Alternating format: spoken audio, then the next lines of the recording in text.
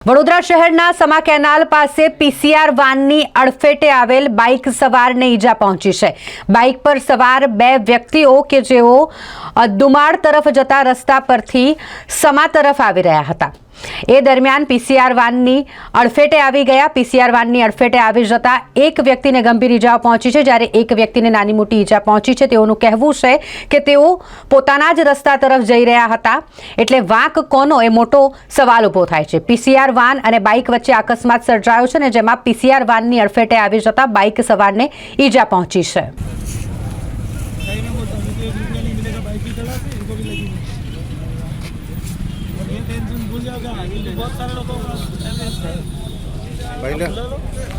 क्या हुआ था? कुछ नहीं था, हम सीधे से आ रहे थे, फिर उधर से 100 नंबर आई, सीधा ठोक दिए। आप कहाँ से आ रहे थे? ये यहाँ से सीधा ही आ रहे थे।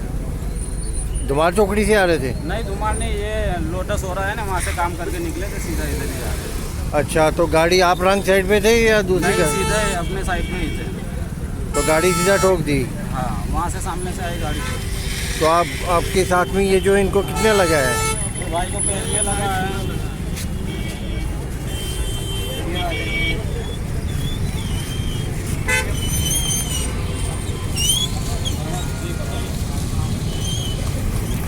તમે બી બેસી જાઓ ને 2 મિનિટ।